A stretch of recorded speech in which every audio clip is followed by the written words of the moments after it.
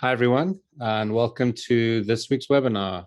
I know there's a few more people registered, but not in yet, but we try to keep these right on time and kind of get started pretty quickly. So let's kick it off and we'll just let them in as we go. We host these micro webinars pretty much every Thursday, probably every other Thursday, honestly. We do ones in between, which are just a kind of straight up demo. But every second Tuesday, we have one that's kind of a framework like this one, where we're talking about a specific topic. You can register for them weekly. It's the same link every time. You can just go to this bit.ly link or to our website, and in the top resources, you'll see the webinar link. And we actually post the recordings there as well. So you can see the sort of like prior ones too, which is good.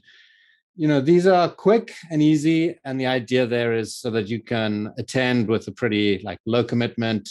Bring your friends, your coworkers, anyone who you think might benefit or might be curious about what Shep does or the topic at hand. We kind of demo new features here, some best practices, and so forth.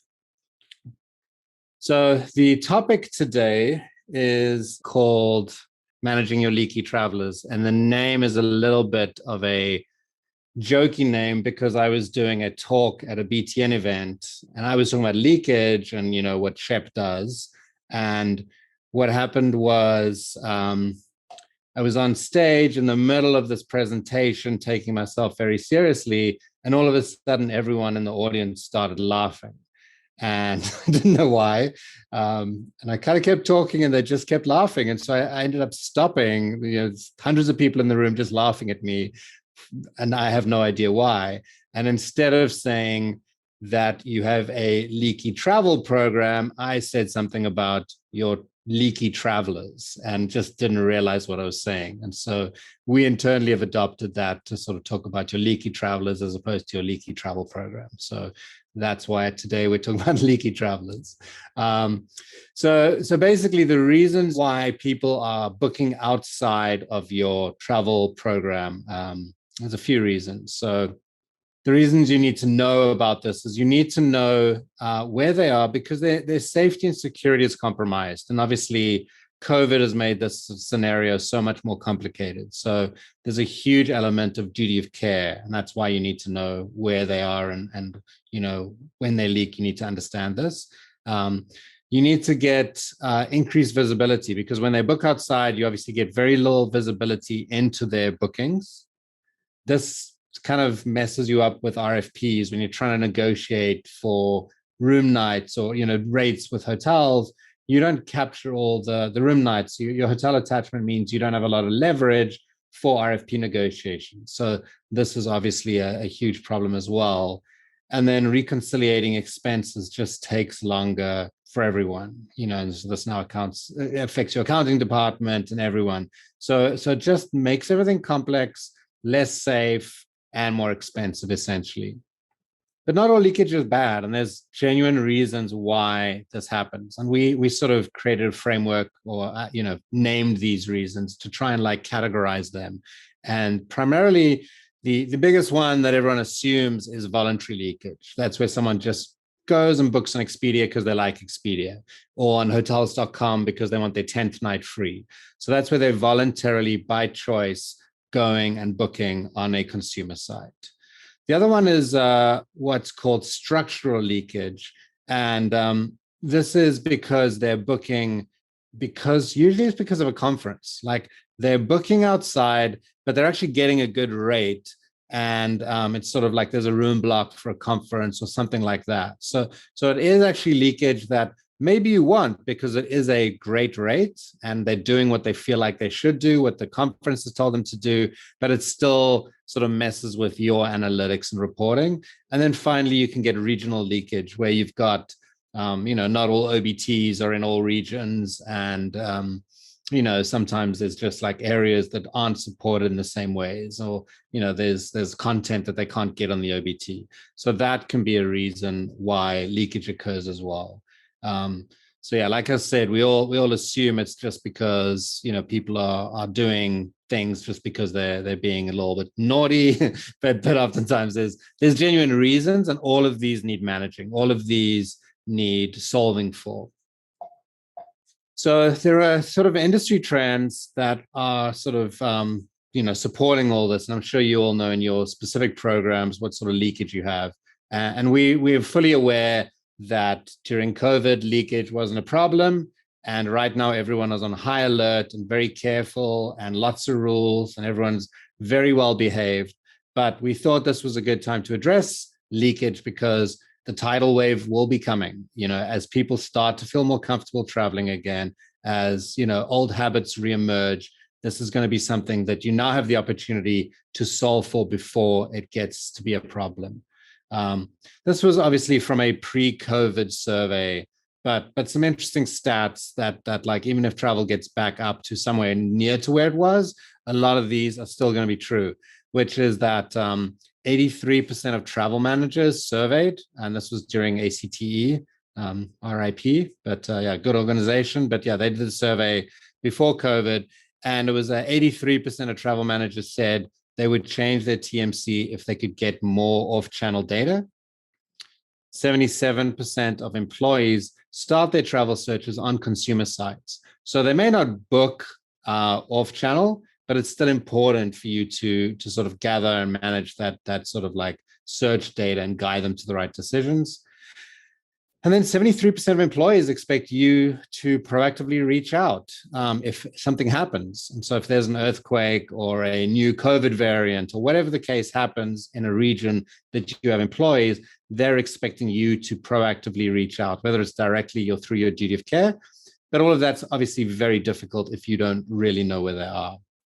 And so the sort of pre-COVID numbers, we're looking at about a third of travel was booked outside of the warm, safe confines of your online booking tool. We just put some representative logos there. But, and that's usually about 28% air, and about 40 to 60% of hotels are booked outside of the OBT based on multiple studies. So what I'm going to introduce today is what we are calling the patch your bucket framework. And it's just kind of a way to think about leakage and how to sort of prepare for this beforehand. I am going to quickly switch. And those of you that have been on these know that these switches can be a little bit tenuous sometimes, but I think we'll be good. I'm just switching over to an iPad. Okay, so I trust everyone can see. So as I said, this is the, sort of patch the bucket framework. And we will TM that just for fun. And basically there's a couple elements here. So the first thing that you need to do when trying to patch this sort of bucket is you need to capture the data. You need to capture it to understand what is happening. We actually worked with a company a few years ago who said they had no leakage at all. No one would search or book outside. And by using our extension, we were able to show them that, I can't remember the exact time frame, but there were like 5,000 people had booked directly on Hilton just in a certain time frame. And so it went from like no one would book outside to like realizing this is a problem that needs addressing. So once you've captured the data, you then need to sort of aggregate it and interpret it to try and, derive meaning. Like, what does this mean? Why are people booking outside? Why is the number so high? Or, wow, we're surprised it's so low. Glad this isn't a problem. Once you've interpreted it, you then need to sort of report it. Like, once you have that data, who needs to know and how you're going to address this? Once you've reported it, the final step, and this is obviously fairly simplified, but the final step is then to influence. So how do we stop this from happening again? And then, as you can guess, we close that cycle. So once you've influenced by changing your policy, by changing your suppliers, by creating more educational touch points, whatever the case is, you need to then be able to sort of do this again and see if what you've done has made a difference. I'm going to quickly switch over and show you how Shep works and how it can play into this exact thing. So Shep is a browser extension for those that don't know, which means we're not a website. It's a little bit of code that lives in your browser. Today it is white labeled as Concur, just because of a demo I did recently. But you'll see as an employee, I might go to Orbitz because I want to go and do a search. And Shep is able to actually pop up this notification here that says, hey, our policy requires you to book directly through the booking tool. Unless it's a personal trip, then it's none of our business. And you can click and say, go to Concur, and then it redirects them directly to where they should be searching. Now, you can see we can bring in other data points through Shep, but just focusing on leakage. If I was an employee and went to Hotwire, another way to do this is we're actually able to read the fields. So for example, if you wanted to highlight some hotels that you wanted them to book on because you know that there's a lot of hotel leakage, when someone typed in Chicago, you could then use Shep to pop up a notification. This is the COVID guidance and sort of health and safety guidance we pull from Citata. But for leakage purposes, you could say, hey, the Hyatt is our choice, is our green choice. You should book here. And then you could have the button that takes them back to the OBT to book and find that hotel. So it's not just, Big Brother's watching you, you need to do this. You can highlight the benefits. And as an example, I'm going to do that. So I'm going to say, I want to create a new notification. This is a demo leakage.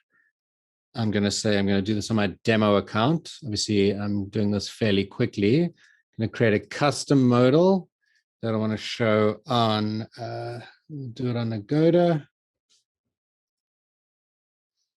And it's going to show up. I'm going to say, let's say we get free breakfast.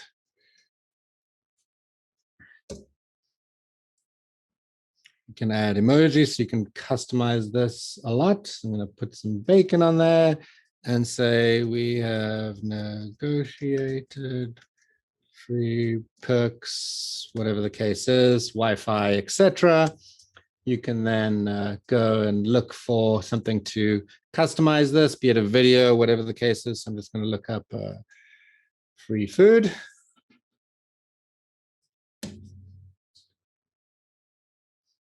And we'll just pick a silly emoji. I'm going to copy the link to this. And then in the admin panel, I'm going to insert an image, make it 400 pixels wide. Whoa, not that many. 400 pixels wide. And then I could say, go to Concur. Get that link. And then create the notification. And so the next person who goes to Agoda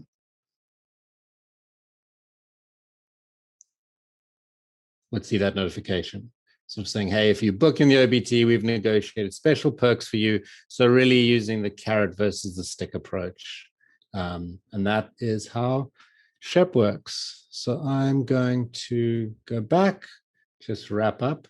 But yeah, that's what Shep is a way to bring your policy to life across the web. So this functionality is available on 2,000 websites, as well as 5 different OBTs. We are running a discount, a sort of return to travel discount, because we know travel is off or down at the moment with a lot of companies. So we are doing a 35% discount for anyone who can start the procurement process by the end of the quarter. And you can lock in that discounted price for up to 2 years. You just go to sheptravel.com or email me at daniel@sheptravel.com. We can get a demo scheduled and I can walk through the demo in more than 4 minutes. We've got a couple of ebooks, 5 steps to return to travel. That's helping you think about your return to travel policy, creating workflows, approval flows, categorizing different kinds of travel. And then guided buying is more about how you can use Shep to pop up these guided buying prompts to show good behavior. And that is it. I've got a couple minutes for Q&A. Feel free to just type in the chat. I'm going to make sure I'm watching that. Any questions, happy to answer. The most common question we have is, how does the extension get on employee computers? Basically, what we do is we work with your IT department, and it works on Google Chrome and Microsoft Edge and Brave are the 3 supported browsers right now. We're busy working on a few others. And the IT department pushes the extensions out to employee computers, and then we integrate into your single sign-on provider so that the employees, it's very, very kind of seamless. It's just a one-click SSO in. Once they're signed in, then they just search and these notifications pop up. And yeah, I think that is it, guys. Thank you, everyone, for being here, and enjoy the rest of your day.